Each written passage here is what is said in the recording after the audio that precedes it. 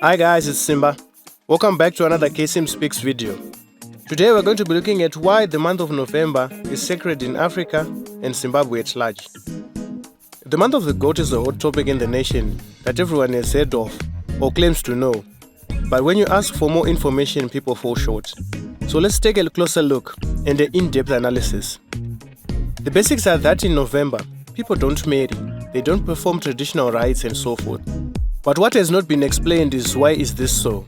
And when does the traditional November start and end? There's hardly any solid evidence about the sacredness of November. Most of what we hear is from oral tradition that has been passed down from generation to generation.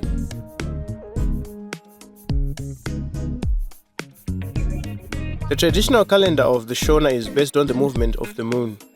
Hence, the Shona calendar has 13 months in a year. The sacred month is a lunar one that does not entirely fall in November, but often start during the last week of October until around the November 24th. The Shona believe that ancestral spirits rest during November, known as the month of the goat, kaySIMMZpix or Ulwezi. You have to excuse my Ndebele. I'm not from Bulawayo, I'm a Shona. According to the African tradition, this is the month that ancestors do not deal with earthly issues, but deal with God on various issues tables before the ancestors during the year. While couples could choose to use November as a time for weddings and honeymoon in December, it is not possible for many. Maybe probably explains why there are so many weddings in December.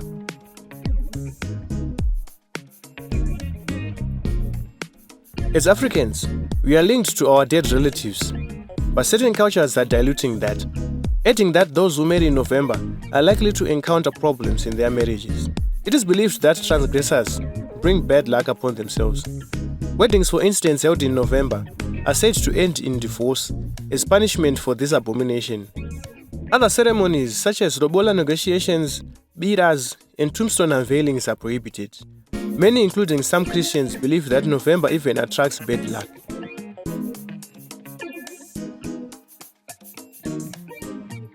A traditionalist said, although spirits will be resting, it does not mean the spiritual realm ceases to exist in November.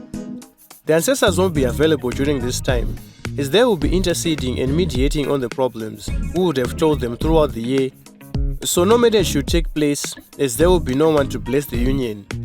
That's why you find out that most marriages which take place in November end in divorce. However, Christians and Muslims view November as just like any other month of the year.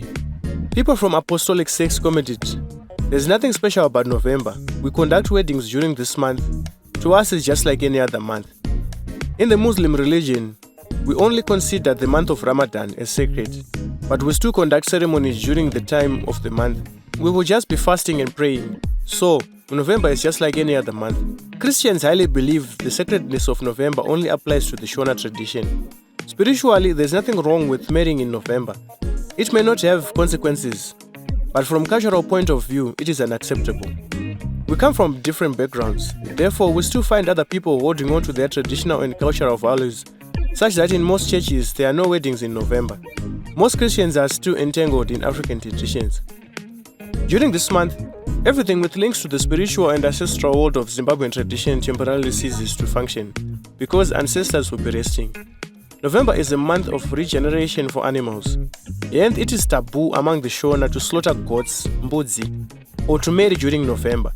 The Shona have come up with an eco-theology and an eco-spirituality that aim to preserve and protect nature as part of nurturing a sustainable ecosystem, where human beings are but one of the multiple actors in the universe.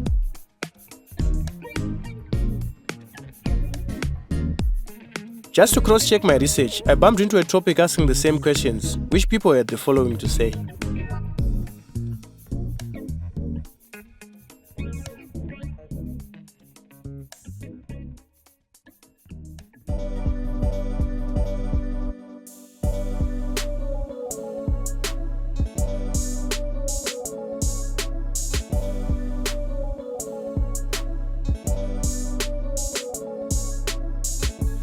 In Shona, Roora or lobola brings many people together. From the bride's side, your brothers, sisters, uncles and aunties, nieces and nephews. From the groom's side, sisters, brothers-in-laws and the uncles. In addition, their friends attend the Roora event. The neighbors also attend the event. This requires traveling for the other parties, and traveling consumes time. This means less time on the field, and as a way of preventing such activities, November was selected as the second month to allow people to attend to their fields without loss. Speaking of Roora or Lobola, we made a detailed video that talks about the Lobola process in Zimbabwe. You can watch the video by clicking the link up here.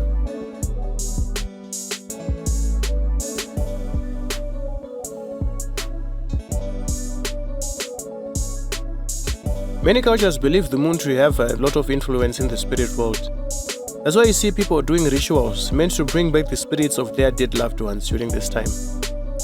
Some also do a lot of rituals in dark magic during this time because they believe it is easier to connect to the spirit world.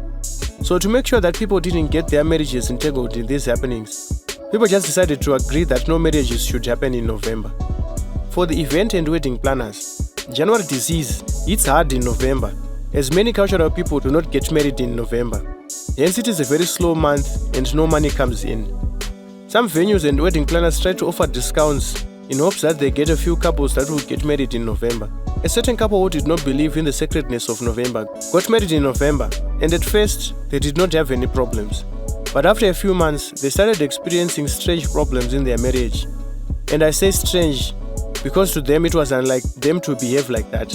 They consulted the elders about the issue they were having, and they were told it was because their ancestors were angry because they got married in November. Thus, they needed to pay a fine to the ancestors as a way to apologize to fix the issue. Who knows if their marriage went well after that? Well, that's a story for another day.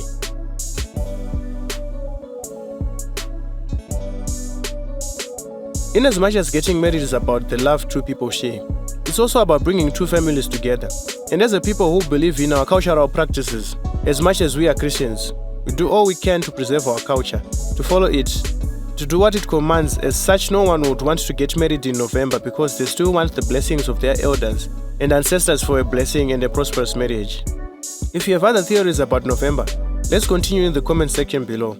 And if this video helped you, leave a like as it helps us out. Thanks for watching, and I'll see you guys in the next video.